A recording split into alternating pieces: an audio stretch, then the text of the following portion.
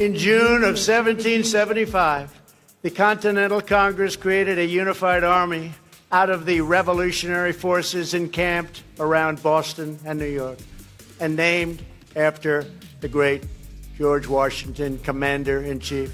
The Continental Army suffered a bitter winter of Valley Forge, found glory across the waters of the Delaware, and seized victory from Cornwallis of Yorktown. Our army manned the airport. It ran the ramparts. It took over the airports. It did everything it had to do. And at Fort McHenry, under the rocket's red glare, it had nothing but victory. It's almost astonishing people see this man and think, you know what? He's got my vote. He will never not have my vote. No matter how unfit he may be, no matter how embarrassing he is in his speeches, he's got my vote. It's no wonder they want to stupefy America by destroying our education system. Meanwhile, the president made a very good point in his speech the other night. If only the British had held on to the airports,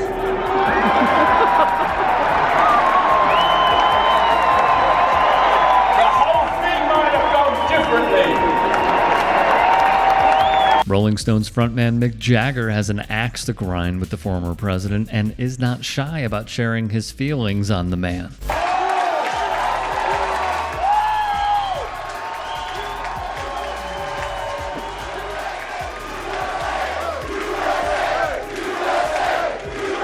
Thank you. Thank you very much, everybody. Sorry to keep you waiting. Complicated business. Complicated. Thank you very much.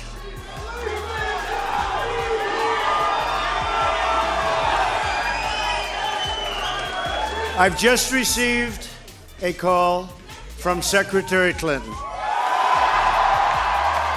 Though after Donald Trump won the presidency in 2016, there was a more laid-back approach, failing to envision just how treacherous of a decision the electorate had made through a flawed system, the Electoral College.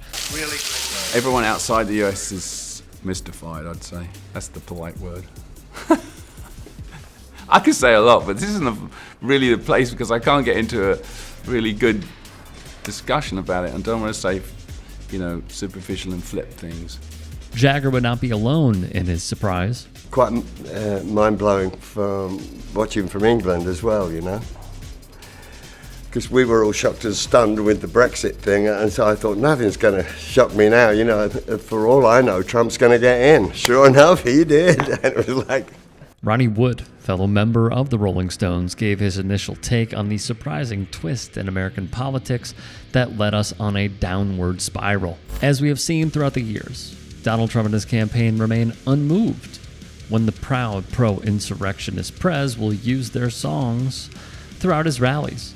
For the Stones, much like, Adele, Jack White, Celine Dion, Beyonce, the family of Isaac Hayes, the Foo Fighters, Sinead O'Connor's estate, ABBA, the Village People, the estate of Tom Petty, Phil Collins, Aerosmith, Steven Tyler, R.E.M., Rihanna, and more. The Rolling Stones telling him to stop using their songs immediately. He's been walking out to You Can't Always Get What You Want and Start Me Up at his campaign events. The Stones now joining other groups, including Adele, Aerosmith, Steven Tyler, who've been asking him to stop. He refuses to heed their calls over and over again.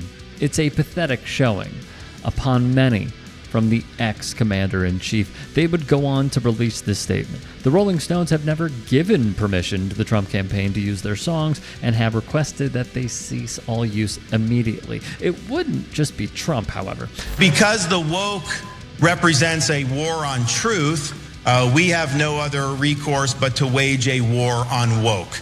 We fight the woke in the schools. We fight the woke in the legislature. We fight the woke in the corporations. We will never, ever surrender to the woke mob. Florida is where woke goes to die. Jagger was set his sights on this man, Florida Governor Ron DeSantis. If you look around the country, they do have programs, unfortunately, well, they will take a student, look at their race, say, okay, you're white, you're an oppressor. If you're black, you're oppressed. And think about what that does to a 6 or 7-year-old kid.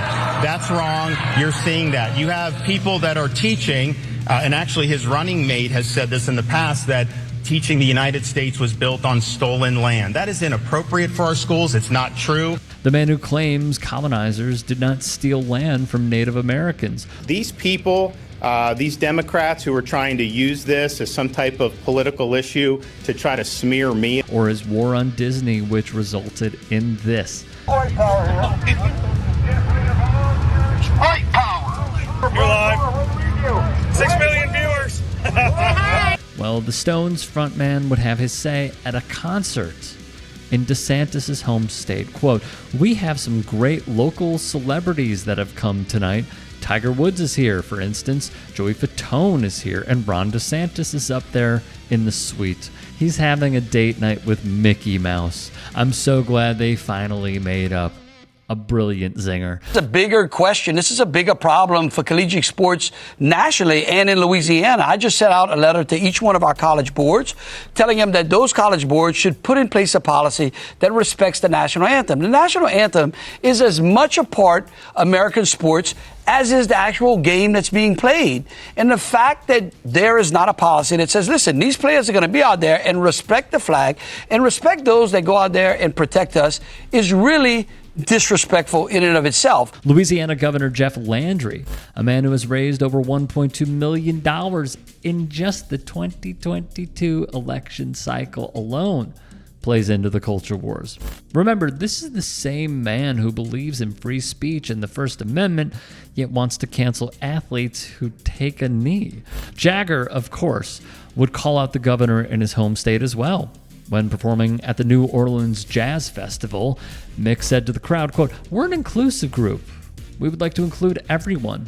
The governor is here, and we'd like to include him, even though he's trying to take us back to the Stone Age." Donald Trump has become the first U.S. president in history to be convicted of a crime. After an unprecedented trial, a jury of 12 of his Manhattan peers found that the 45th president deliberately falsified business records as part of a cover-up to influence the outcome of the 2016 election.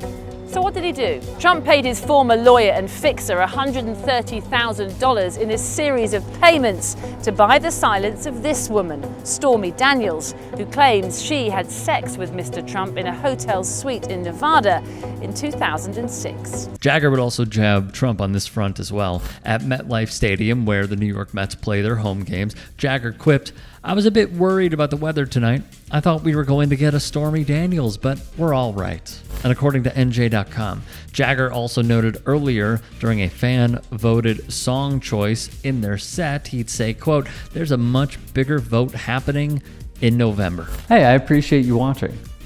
Now, if you can, please do become a channel member by going to youtube.com/TYT Sports and clicking the join button. If that's too much for you, you can just go to tyt.com/join to become a member. It helps all of us out here at the Young Turks and keeps our network afloat. In addition, you could follow me on my socials on Twitter, Instagram, and TikTok. Appreciate the love. Have a great day.